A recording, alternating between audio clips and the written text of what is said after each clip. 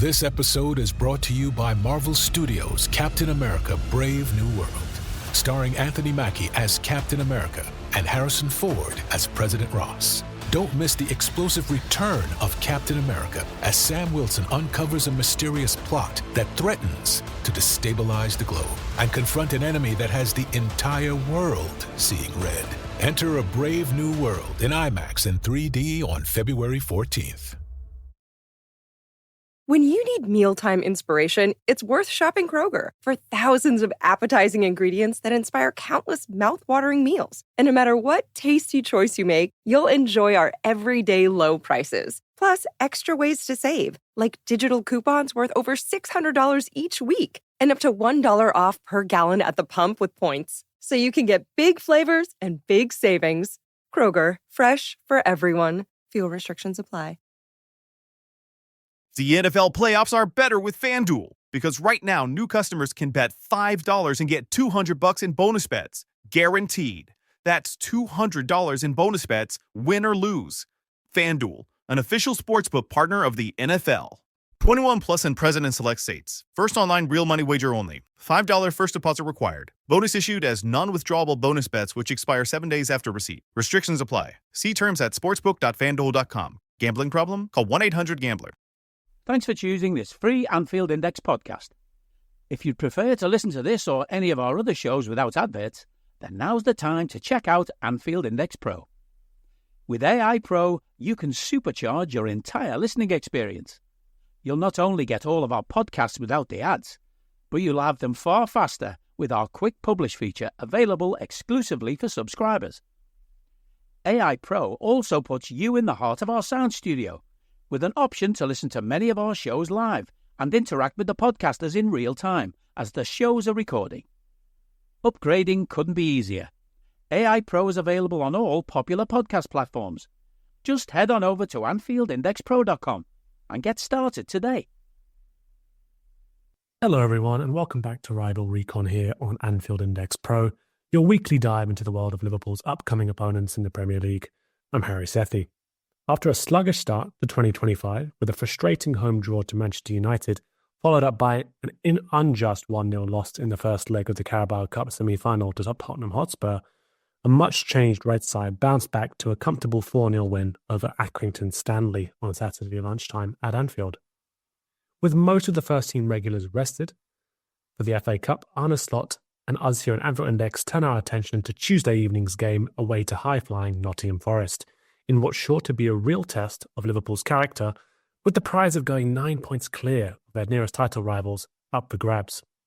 Joining me on this week's pod to take us through how Nuno Espirito Santo has turned things around so impressively for Nottingham Forest this season, and just how high he can take this side, I'm delighted to welcome back Managing Editor of Nottingham Forest News, Lee Clarke. Welcome back, Lee. Good to speak with you this morning.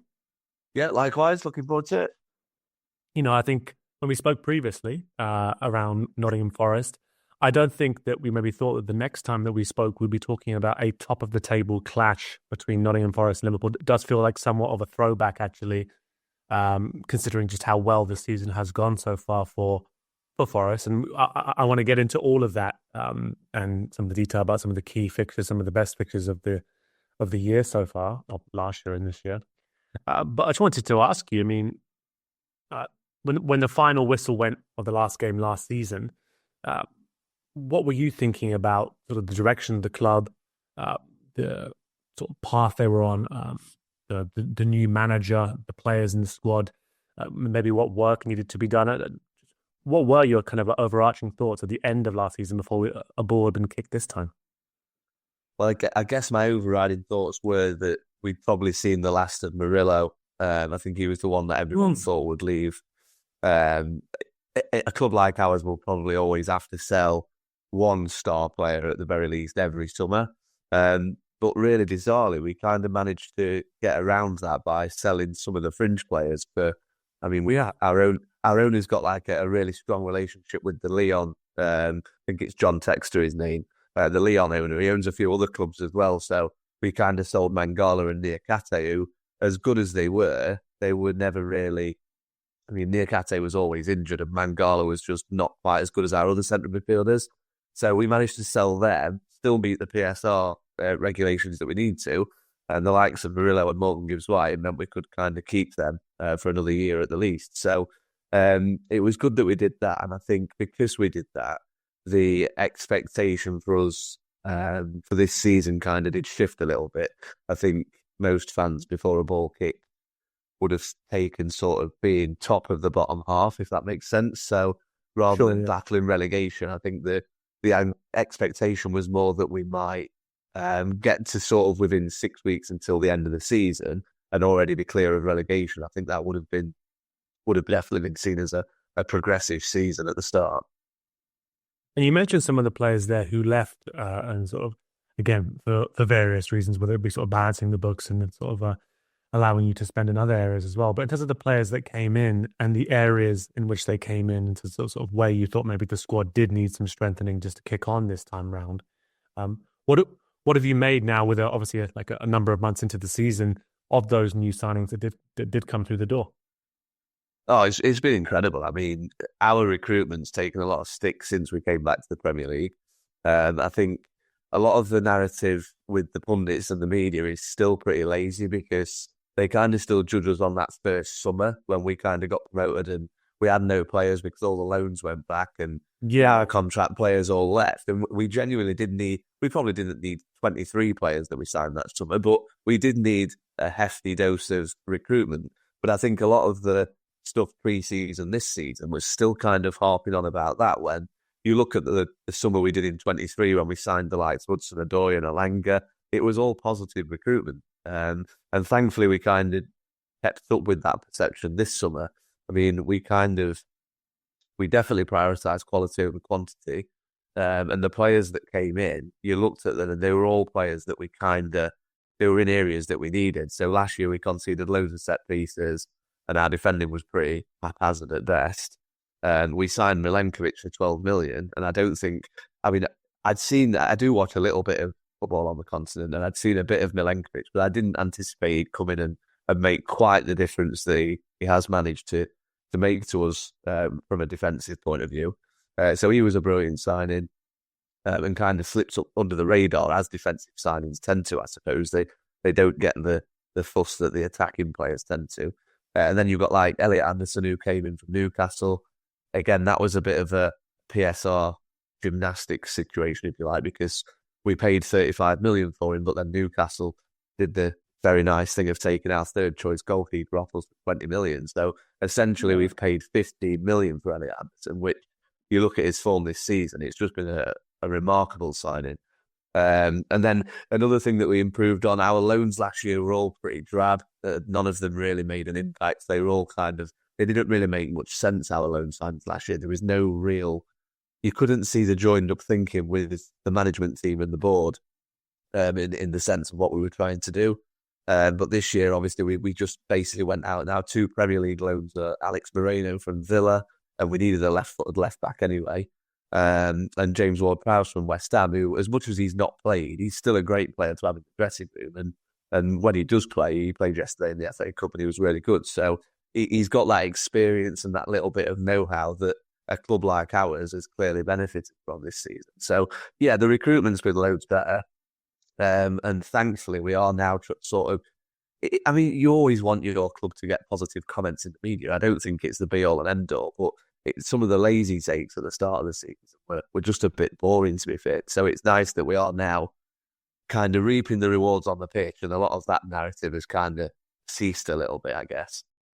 Yeah, I think it shows you probably how much attention or how little attention some of the pundits do actually pay to like clubs, for example, like Nottingham Forest and things like that, in terms of like, you mentioned that a lot of the comments they were making actually applied or more accurate to previous transfer windows. They hadn't really caught up, actually looked at the business you were doing in terms of the players that were coming in. I was a bit more mindful about those recruitment that was, or the players that were being recruited rather. And even when you look at the age, really, I mean, yes, James Ward-Prowse and Alex Moreno on the higher end of that, but again, they're loans.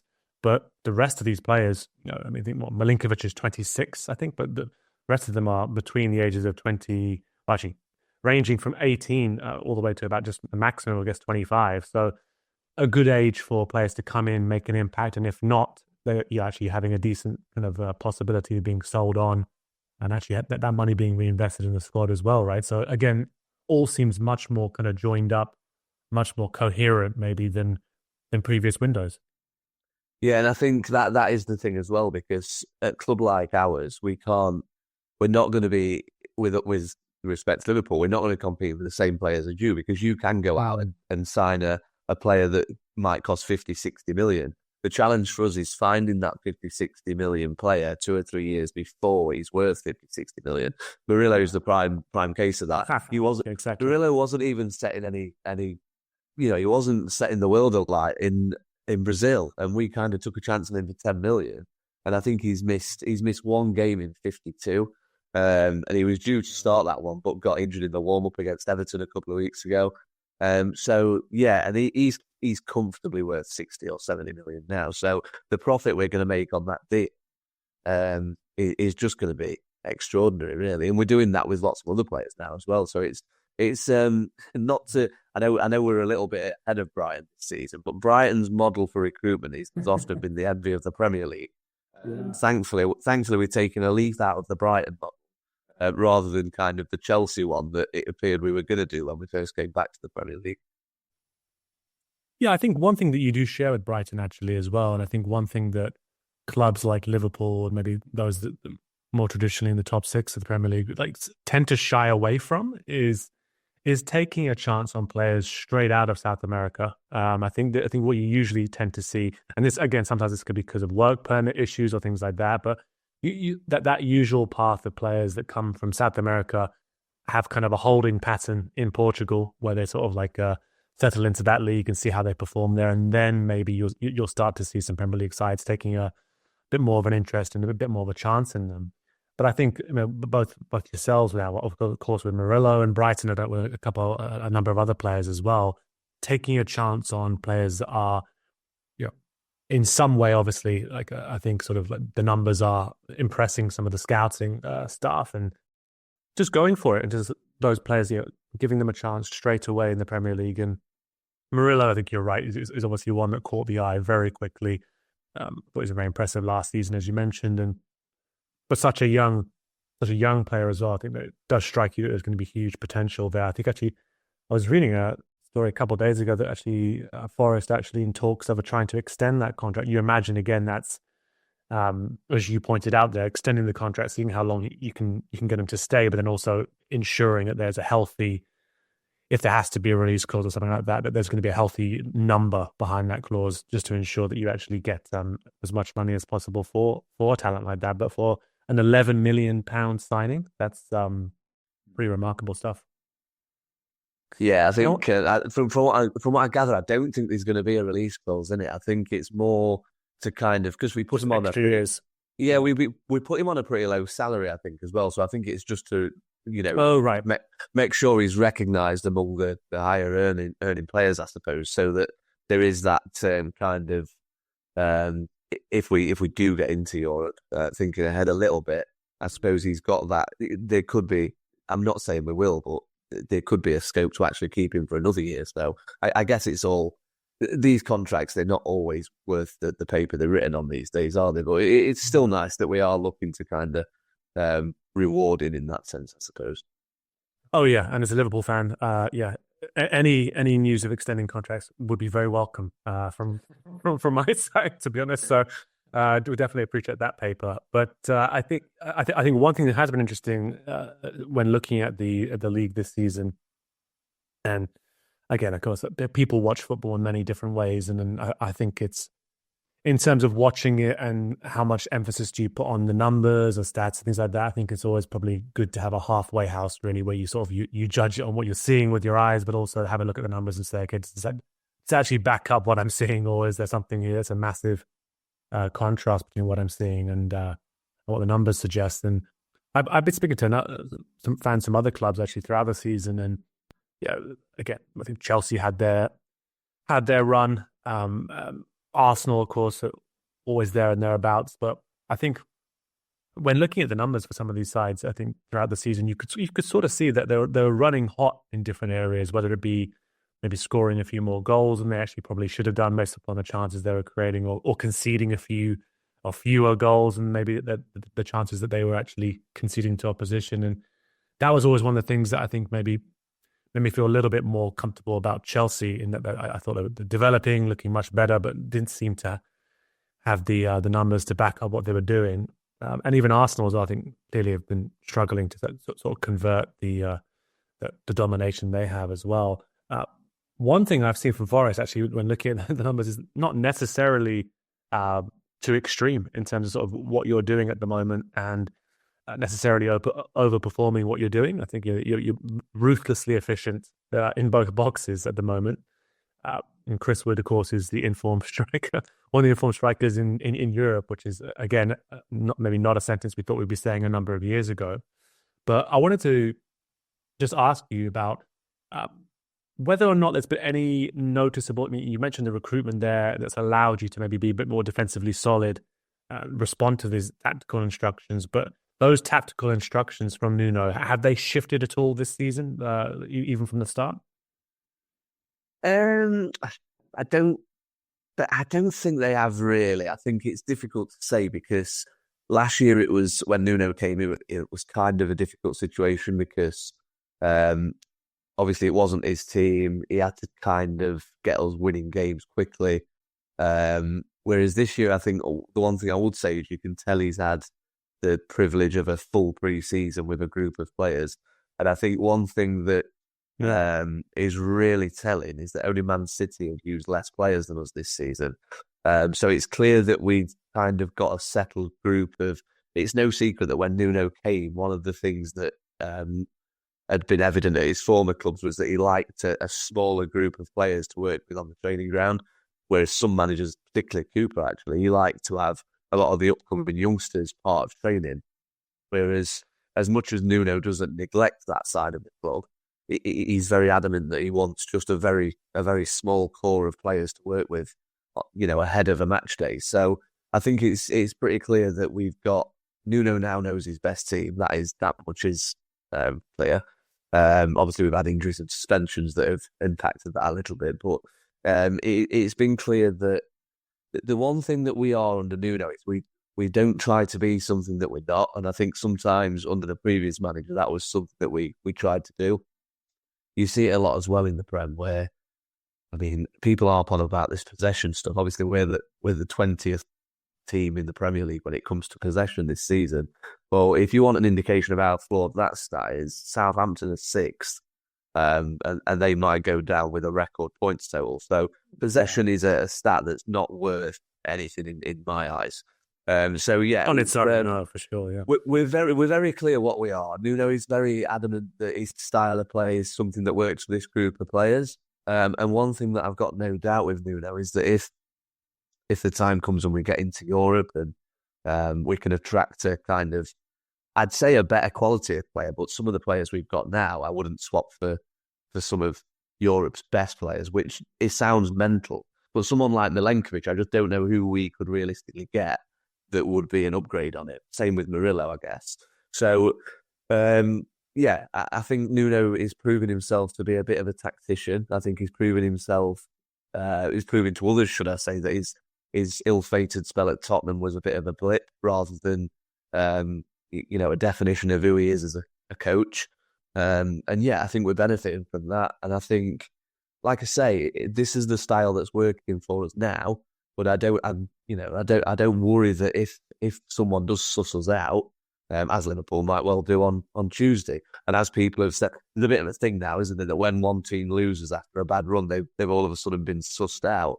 That's football. Sport doesn't work like that. Liverpool is still a good team just because they weren't particularly good against Man United and lost in the cup to Tottenham. It's a strange one in that sense, but. Yeah, going back to your original question, I've no doubt that Nuno's evolved a little bit with his tactics with us. And I think if the time comes for him to... We've seen with his in-game changes that he's capable of making the right subs at the right times. And he's just proven himself as a man who has got this reputation for being a more than capable coach at this level of football. If your football team had one option in their playbook, the results probably wouldn't be great. The same could be said for your investments. SIBO index options like SPX and XSP can help expand your investing strategies with cash settlement and potential tax advantages. If you're ready for a more dynamic game plan, head to betterwithoptions.com. SIBO, life is better with options. Your investments could be too. There are risks associated with SIBO company products. Review the disclosures and disclaimers at SIBO.com/US_disclaimers. Flex your business with an American Express Business Gold Card. You'll earn 4 times membership rewards points on your top 2 eligible spending categories, like transit and electronics, each month, on up to $150K in combined purchases per year. Plus, you can now earn 3 times membership rewards points on flights and prepaid hotels booked on AmexTravel.com. Terms and points cap apply. Learn more at americanexpress.com/business-gold. Amex Business Gold, built for business by American Express. Zaxby's Sensation Salad is so much more than a plain old salad. It's a salad, which begs the question, at what point does a salad stop being a salad and become a salad? Is it when you add Zaxby's fried chicken to it? Crunchy wontons? Asian slaw? Citrus vinaigrette? Teriyaki glaze? Sweet and spicy sauce? Or is it when you top it all with a handmade perfectly fried egg roll? Without a doubt, the egg roll. The Sensation Salad, only at Zaxby's. I don't need a VPN. I've got nothing to hide. Ha. This is what I used to tell myself before I hooked up with LibertyShield.com. Not only is my home internet now fully encrypted, but I can now access all the websites I want, whenever I want, and do so from absolutely anywhere. As a Liverpool fan, I love to know I can now watch every match, regardless of whether it's on UK TV or not.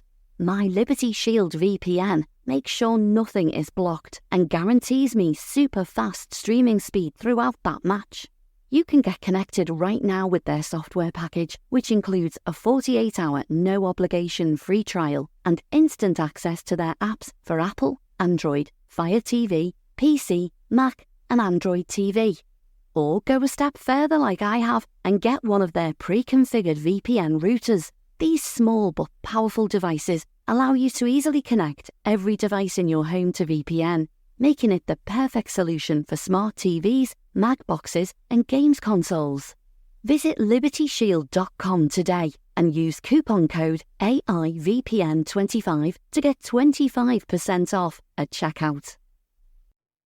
Yeah, I remember when he was at Wolves, actually, and of course, I think he was well thought of at Wolves during his time there. I think one of the criticisms that tended to get thrown at him actually was that people were happy with the defensive structure. They were actually always quite a very difficult team to face. Like I remember some of the games Liverpool had against Nuno's Wolves sides back in the day, where it was maybe some of the prime Klopp sides when it comes to Liverpool, and it was always a pretty sort of gritty affair. It was a battle to try and get actually like 1, maybe 2 goals at most in terms of sort of the final scoreline ahead of Wolves. And the one criticism that was sort of thrown at Nuno was around the coaching of the attacking side of the game. And okay, Wolves did all this stuff apart from actually be efficient in the opponent's box and take their chances. And I think that's one thing that, you know, the defensive solidity, the coaching of the sort of the discipline that takes. I think we knew that he had that, and maybe not to this level of consistency, but we knew that he had that. And it's been the efficiency, of course, the attack when you have had those moments to counter and take your chances. That's been, of course, so impressive. Already mentioned Chris Wood, but the likes of Hudson-Odoi, more Gibbs-White, Elanga as well, a really useful player in terms of sort of those counter-attacking moments. Of the games this season, I mean, there's lots of green when you look at the fixture list in terms of sort of the number of wins. Obviously, coming into this Liverpool game on the back of, I think it's 7 wins in a row in all competitions, which is what you always like to see. Any games so far this season you'd want to pick as the highlights for you? Oh, it's tricky. There's been so many. I think I'll pick a couple out. I think beating Liverpool in September gave us the confidence to go on this run, even though this run that we're on now started a little while afterwards. I think it was always a good focal point for Nuno to come back to and, give the players, remind the players that they are capable of that level of performance. The win at Man United was a big one because we went to Man City when they were on a horrible run of form, and everyone kind of expected us to at least go there and have a bit of a go. And we got really unlucky in the sense that De Bruyne was fit to start, and we've never coped well with any team that plays an actual number 10. It was the same when we played Arsenal and they had Odegaard in the 10. When there's a world-class 10 in there, that is something that we do really struggle with. So yeah, that was a bit unfortunate, and fans kind of, I don't know, some fans kind of thought that might be the beginning of a bit of a downfall, a bit of a blip. So to go to Man United away in the next game, as much of a basket case as United are this season, I suppose, but it's still, for a club like Forest, that's still a particularly tough fixture, and it's still a fixture that Man United, even now, will look at on home soil as thinking, yeah, we should be beating Forest. So to go there and not just win, but win pretty comfortably, that was a big point in the season. And then obviously there was the Villa game where we were 1-0 down in a game that, for all the world, it looked like the first goal would be the last goal. And when Villa got it was kind of like, that's a shame. We might lose today now. And then we had the goal disallowed with VAR. And I think it was only like 7 minutes left when we had that. And again, as fans, you're sitting there in the ground and you think, it's just not going to be our day. But we got the goal, and then not only did we get the equaliser, it was really weird because when we got the equaliser, we went straight into the back of the net and got the ball. Whereas Forest of a couple of years ago might have just kind of celebrated massively and taken the point. And it was just like really telling that we went and got the winner. And it was like, we've just beat Villa who are in the Champions League. And then the other game that I'd pick out, weirdly, because they're so bad, is the win away at Everton. And it's purely because Sean Dyche has always had a number on Forest. Just for some reason, I don't know if you know, but Sean Dyche, when he's out of work, he tends to spend his time at Forest watching games because he likes to watch football and he lives in Nottingham. So he's always had our number. Ever since he came to Everton, I think he's won every game against us as Everton manager. So to go to Everton and not just win, but win really, really comfortably and play, extremely well, I think that was another kind of feather in the cap of this Forest team, because lots of fans as well were looking at it like, wow, we can beat a Sean Dyche side with the record he's got against us. Maybe things are a little bit different this season. So yeah, those three, certainly in this little run, are ones that are kind of memorable, I guess. I didn't realise, Sean Dyche deep scouting of Forest over the years, just because of sort of the ease of which it is for him when he's not in work to always keep up with what Forest are doing and how they're playing.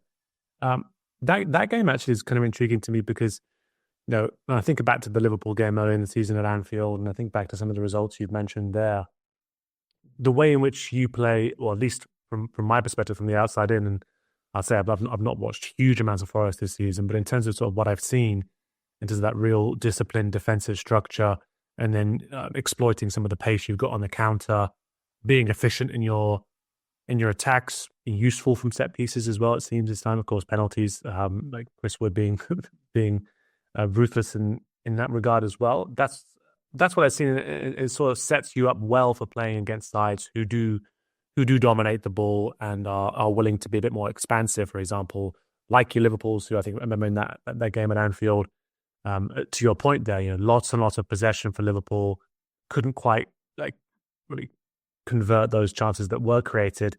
And then I remember that, of course, the one chance, or one of the few chances on the day that Forest did create, ruthlessly dispatched by Hudson-Odoi on the day, of course. And I just wanted to check, is that the pattern in terms of sort of what you've seen, or is that a bit reductive in terms of sort of how Forest have played this season in terms of soaking up pressure and then looking to be effective on the counter?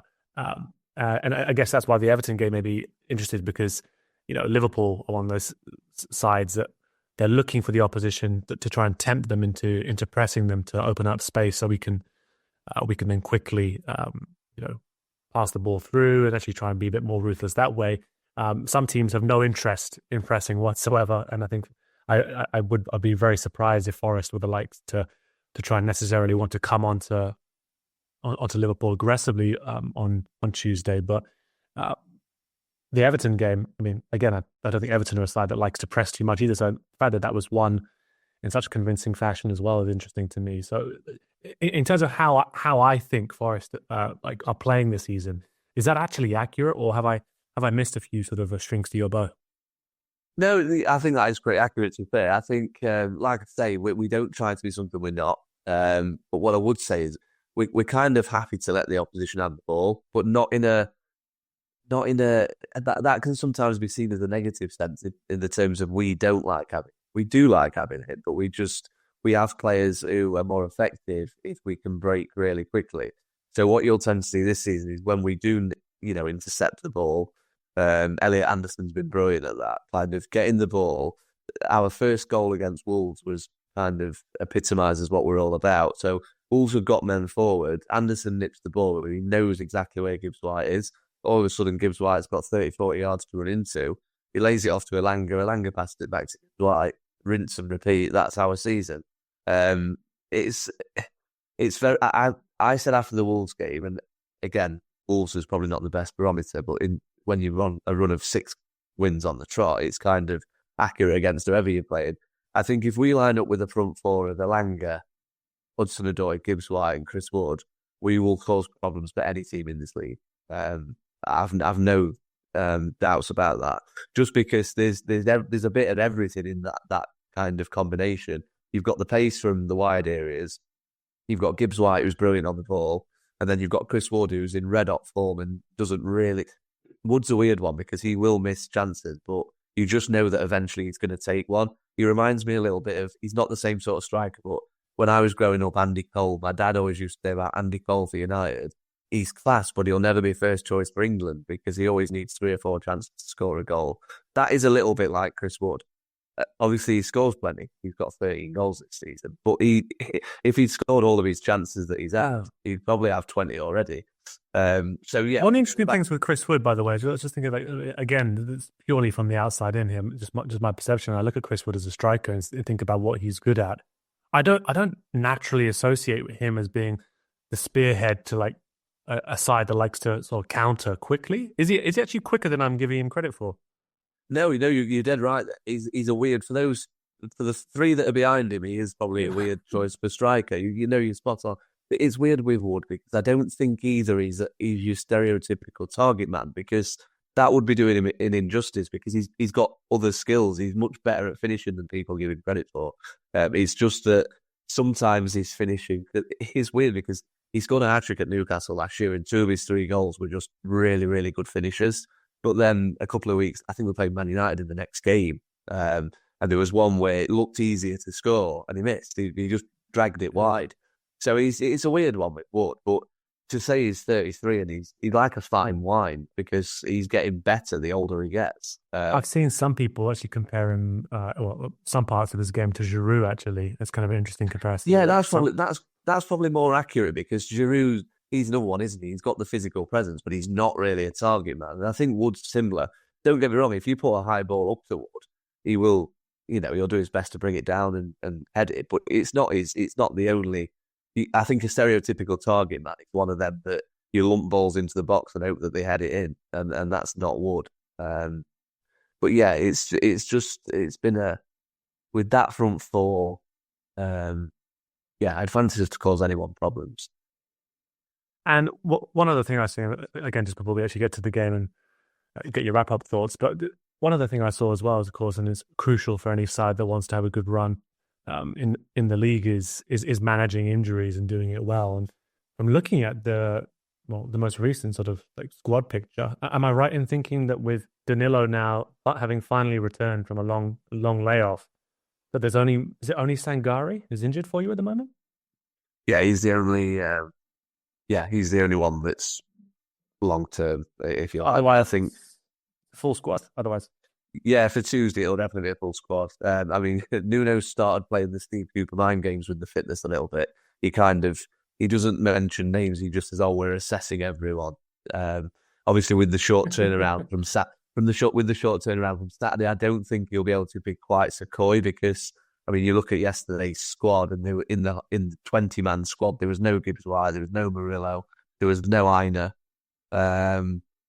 And Sells was an unused sub, the keeper. So, yeah, I think it's pretty clear that all our main players are going to be fit and available for Tuesday. So, it's just Sangare.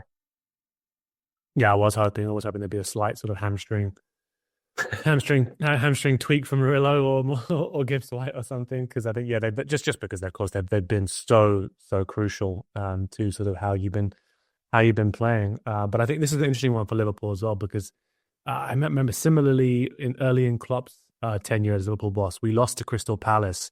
I think it was a famous one because there was a press conference maybe months later.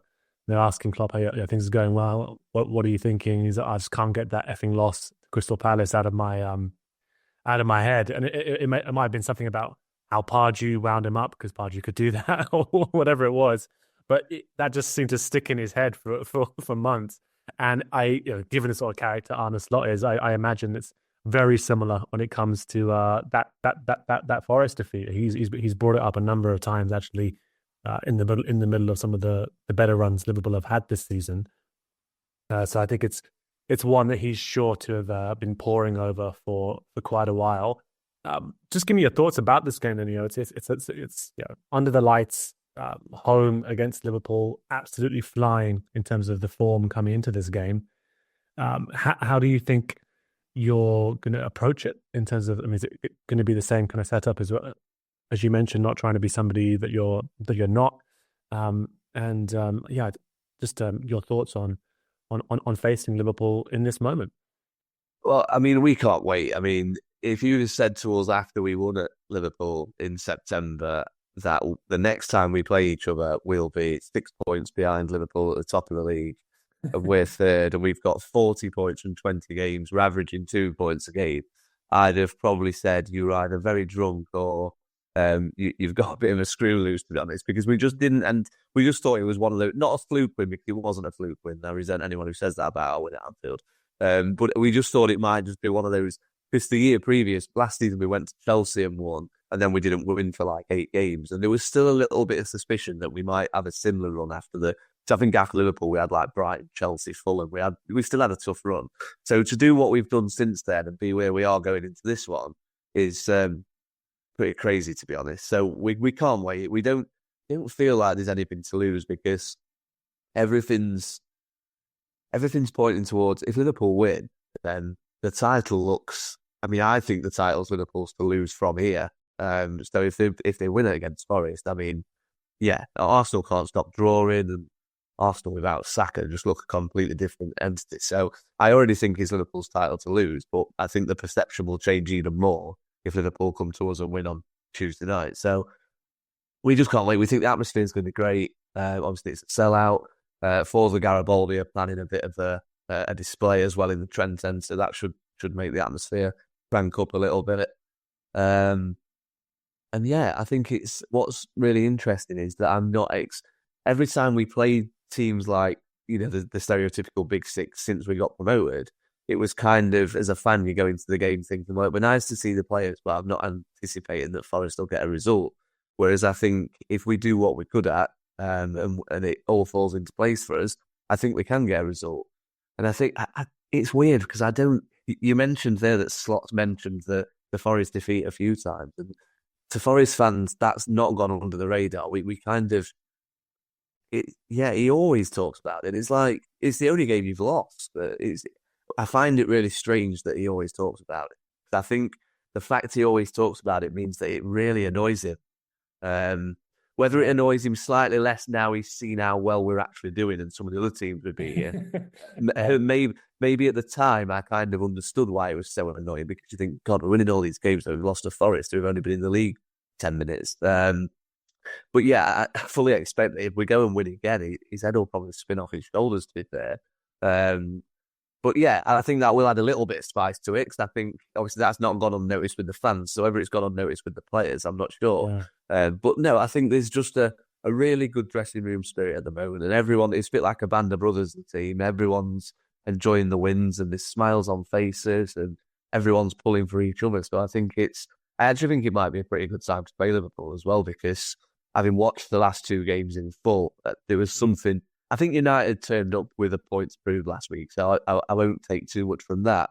But I just feel like it's, I don't know. I think it's difficult for me to say as a Forest fan that we've not been in this situation racing for a title like Liverpool have been in the past. But I just think, when you're that team at the top for so long and you're there to be shot at, there will come a point, I think, where the pressure starts to tell.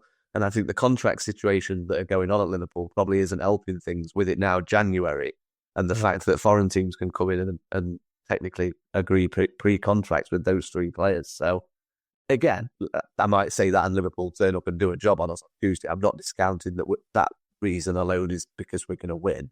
But yeah, I just think there's something. The last 2 games have given me a little bit of hope. Obviously, the Accrington game yesterday was always going to be a win. But the last 2 games against Premier League opposition have just given me a little bit of something to cling on to, that if things fall into place for us, then it's not beyond the realms of reality that we might actually get all 3 points. No, I don't think it's beyond the realms. I think in terms of why Slot maybe is focused on that. I mean, I think they've probably gone past a number of fans in terms of that. I mean, actually, it went past me for quite a while until I actually realised it. But he actually only lost as a manager, and he only lost 1 game last year, which was against Forest because of the record with Feyenoord, I think. Anyway, well, it was, and then of course the Forest defeat. I think that one very much stuck in his squad. I think just because he seems like a completely obsessed football individual, like quite a few of those managers are. So I can imagine, late nights, drinking a whiskey, looking back at the replays of that game, wondering what he could have done differently. Hopefully, he doesn't overthink this game as a result. I think one of the benefits that you mentioned those 2 games. I mean, United was a weird one because I think actually I felt as though Liverpool still created enough there that they could have won, despite United being like 1,000 times better than they were previously. And I think as well, Trent having. I think everyone has to say just a complete stinker. One of the worst performances I've seen from him for a very long time. And no Szoboszlai in front of him either, so no one to bail him out when he was having a hard time. I think that guy's back now. I'm hoping. Well, we saw yesterday, right? The vast majority of the first team was rested yesterday, so hopefully that gives them as much freshness as possible, because I think, as you say, that's the only thing that really worries me about Liverpool at this point is how do we keep all these players as fresh as possible? And for some of them, it's uncharted territory. They've never played this many minutes in their entire career. So, of course, some of them have the Van Dijks, the Allisons, the Salahs, but some of them have never been in the deep water. So I think it's how we manage that. And I'm very happy that Konate is back, because I think knowing what I know about these counters for Forest, is going to need the fastest centre-back pairing that we have just to make sure that they're on guard against it. But I'm expecting everything you've mentioned there. I didn't know about the firework display, but sort of display before the game. I'm not surprised. That's going to ramp up the atmosphere even more.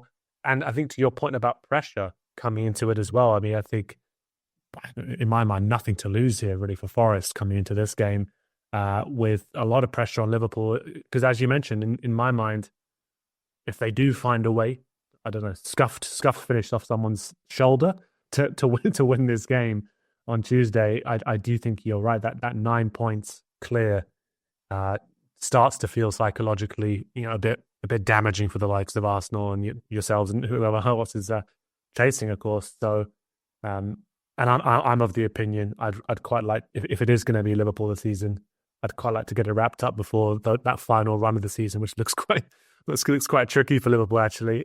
So I'd quite like that to be that'd be the ideal situation, but we'll have to see. But yeah, absolutely feels like there's much more pressure on Liverpool coming into this game, especially given what happened at Anfield as well. So I'm expecting it to be a bit of a blockbuster game and a physical one as well. I think Liverpool have to battle to actually establish themselves in it. So Lee, thank you so much for coming on again. It's amazing to talk about sort of where the club are at this stage of the season, as you outlined there, and all the numbers suggesting that if you keep this up, or even 75% of this up for the remainder of the season, the European football is something that you can start thinking about more clearly for next season, planning those plane trips to different parts of Europe. So thanks so much for coming on and sharing your perspective. Yeah, no problem at all. I just one final thing I'd like to say. I genuinely, I might sound really pessimistic saying this, but I still maintain that even if we win on Tuesday night, we're still not title contenders. We're not in the title race. And the reason I say that is because as much as we've played a lot of the big teams away already this season, we've still got some very tough games to come, both home and away. And the main thing for us is, from this position, it would be a disaster if we didn't get in Europe. We'd never have a better chance to get in Europe than after 20 games having 40 points. So hopefully we don't completely fall off a cliff. And if Tuesday night happens to be the night where we do lose, it wouldn't necessarily be a bad time to lose because we play Southampton at home on Sunday. So it's an instant chance to get back on the bike, so to speak. I still don't think we'd be in a title race. I just think there's too much experience with Liverpool and Arsenal to kind of put us in that little mix, even if we win. But like I say, I'm still enjoying the season. I'm enjoying supporting the club again. I just hope it's, like you say, a blockbuster night on Tuesday. Yeah, I mean, if you're not comfortable with it, I'm still going to bandy it about, if at the very least, just to wind up. I'll take it. I think that's always worthwhile. But thanks. I'll take you from other fans, but I'm not willing to stamp the colours to the mast of the title race from my Forest perspective just yet. I understand. I completely understand. But yeah, really appreciate you coming on as always, Lee. And no problem. Pleasure. A big thank you as always to listening in to Rival Recon this week. Hope you enjoyed the conversation. And as ever, we'll be back again with another episode ahead of the Reds' next league game, looking to bring you greater insight into the world of Liverpool's Premier League opponents. Until then, do listen in to all the other great content across Anfield Index. And if you're keen for more, subscribe to Anfield Index Pro with a meager price of a cup of takeaway coffee. Until next time, up the Reds. We hope you enjoyed listening to this Anfield Index show. Please be sure to subscribe to our channel so future podcasts find their way to your device automatically. There's nothing quite like fan engagement, and we'd love to know what you think of anything discussed on this show. The best way to get in touch is over on our free Discord community, where both podcasters and listeners debate the hottest LFC topics 24/7. Sign up free now at AnfieldIndex.com/Discord. You won't regret it. You can also follow us on Twitter at Anfield Index and find us on Facebook by searching for Anfield Index. Oh, and before you go, we'd love it if you could leave us a 5-star review on your favourite podcast app. It only takes a couple of seconds, and it means the world to the people who create these free shows.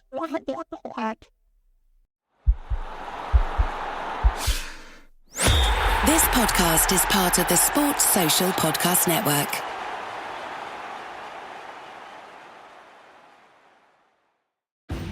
At your job, do you ever have to deal with a nose roller? How about a snub pulley? Well, if you're installing a new conveyor belt system, dealing with the different components can sound like you're speaking a foreign language. Luckily, you've got a team ready to help.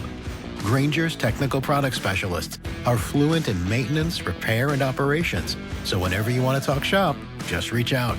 Call, click Grainger.com, or just stop by. Grainger, for the ones who get it done.